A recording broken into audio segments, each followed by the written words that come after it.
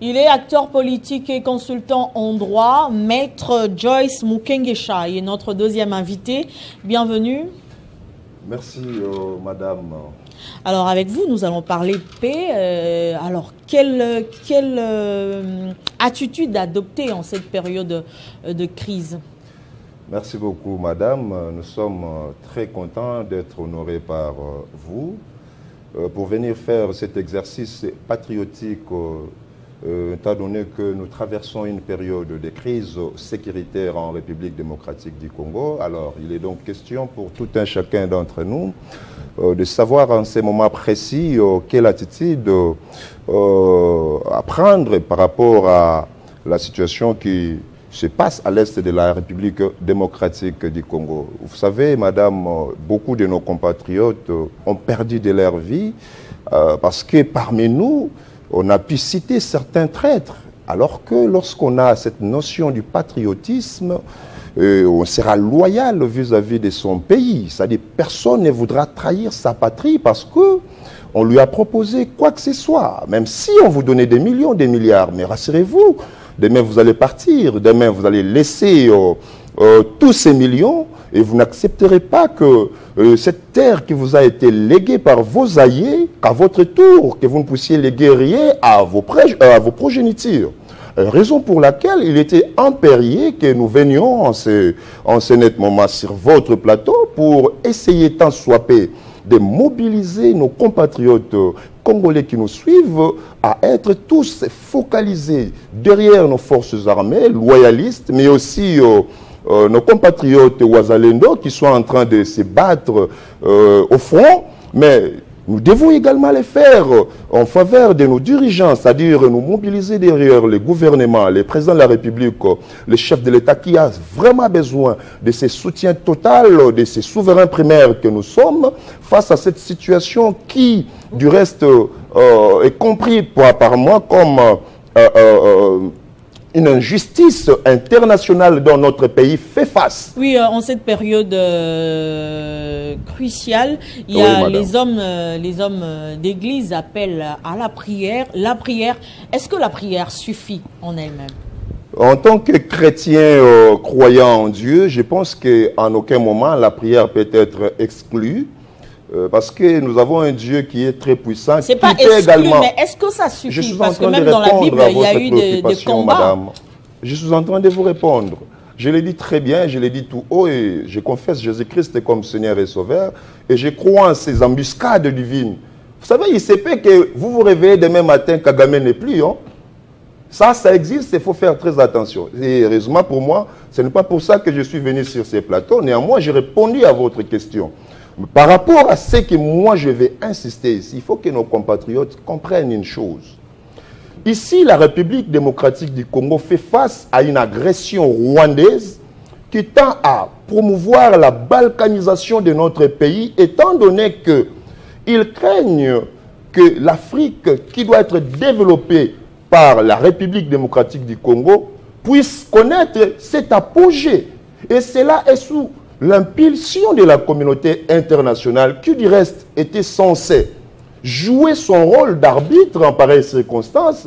Nous avons tout fait au travers la diplomatie orchestrée par le président de la République, chef de l'État, mais vous allez vous rendre compte qu'en dépit de toutes les preuves faisant ou attestant que le Rwanda est derrière tout ce qu'il y a comme mort d'homme à l'est de la République démocratique du Congo, et aujourd'hui il y a une incursion à Goma, la communauté internationale reste par des recommandations fantaisistes. Alors que vous allez vous souvenir que pour nous autres, nous avons été sanctionnés par un embargo. On a reproché à la République démocratique du Congo des faits fantaisistes qui ne sont pas cadrés par un quelconque argument de droit international. Mais nous avons été privés de l'achat des armes. Or, si vous comprenez très bien, c'était pour fragiliser la puissance des frappes de la République démocratique du Congo et au profit du Rwanda.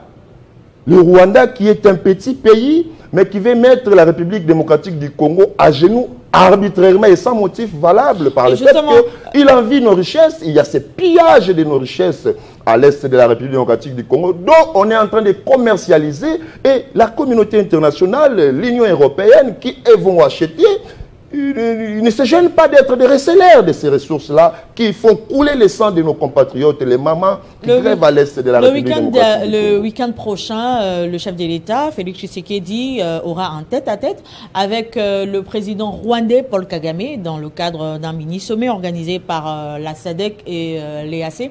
Alors, pour vous, le chef de l'État, il va en position de force ou de faiblesse? Que devrait être son discours samedi en Tanzanie? Vous devez comprendre que relativement à la démarche diplomatique, le chef de l'État y va en position de force. Par le fait que tout ce qui s'est passé récemment, durant ces 2 dernières semaines, vous avez vu vous-même au niveau du Conseil de sécurité, toute la communauté internationale où les membres permanents, ils ont fait appel à Paul Kagame et au Rwanda de retirer leurs troupes de la République démocratique du Congo et ils ont interpellé les M23 également. Vous comprenez que si également ces forces régionales, c'est-à-dire je parle de la SADC et puis l'EAC, ils veulent se mettre d'accord, parce qu'il ne faut pas blaguer, dans cette matière-là il y a de l'hypocrisie. Dire que le chef de l'État va y aller avec une position de faiblesse, je ne pense déjà pas, parce que de l'autre côté, la SADC déjà a une implication qui s'est fait remarquer sur le terrain. Peut-être qu'il y a de l'hypocrisie du côté de l'AEC.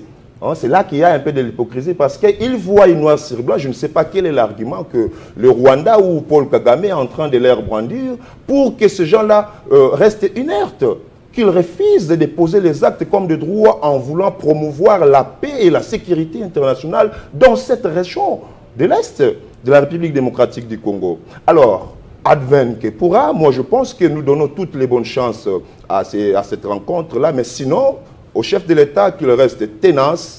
Et nous, peuple congolais, nous sommes derrière cette position parce que nous voudrons à ce que cette histoire puisse se finir une fois pour toutes. À ce stade, la RDC est face à 2 options, le dialogue ou la guerre. Quelle est la meilleure selon vous? Je pense que oui, le dialogue, c'est aussi un des modes de règlement de différends que j'admets très souvent.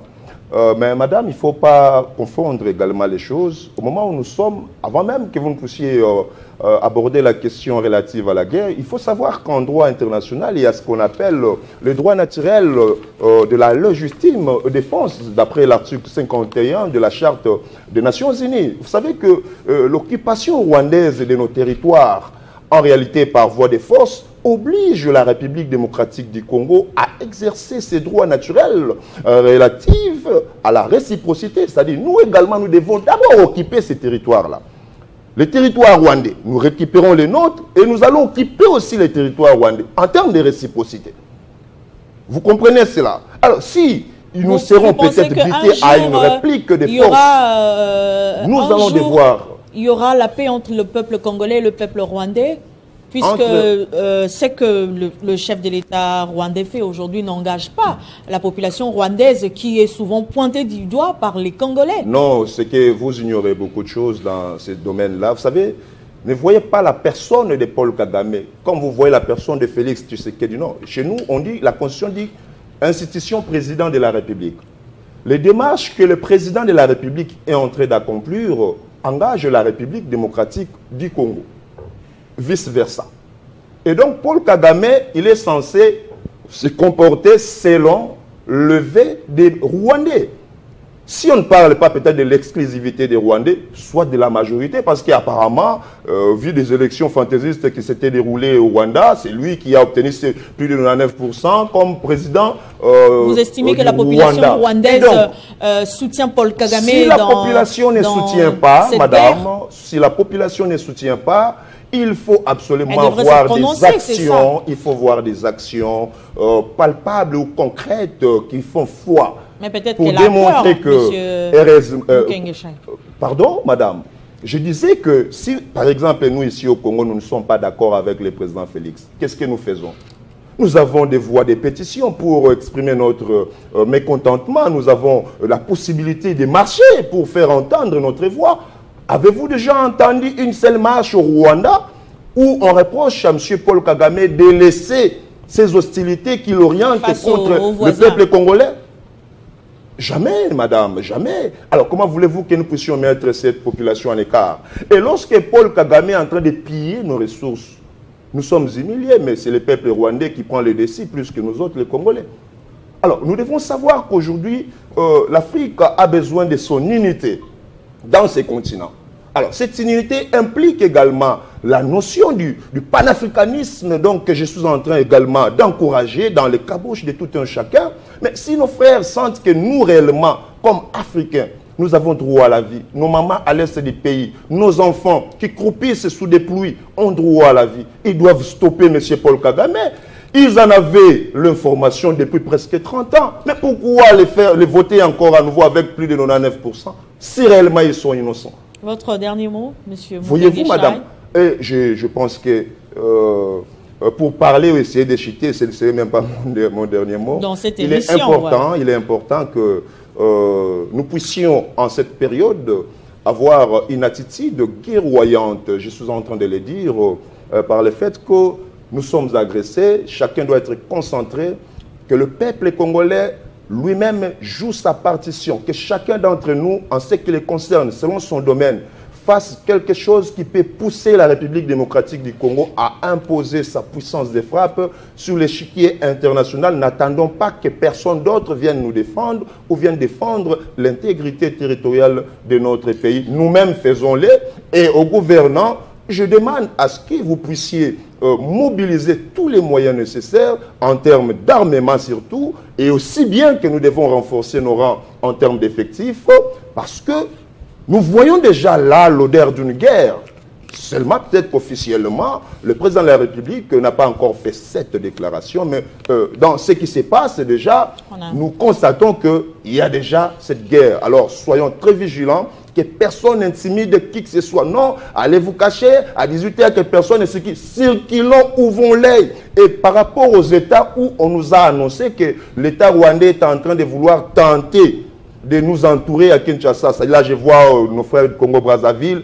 Je demande au gouvernement également de renforcer la vigilance. Nos services d'intelligence ne doivent pas dormir. Il nous faut un budget conséquent pour permettre que nous puissions faire face à cette situation. Autour de nos frontières, c'est ça. Voilà, il faut renforcer cela. Et je pense qu'en faisant cela, ça va donner quand même une lueur d'espoir à nos compatriotes qui sont vraiment dans l'attente de voir cette paix retourner ou revenir en République démocratique du Congo. Merci, Monsieur Joyce Mukenge-Chai. Je rappelle que vous êtes acteur politique et consultant en droit.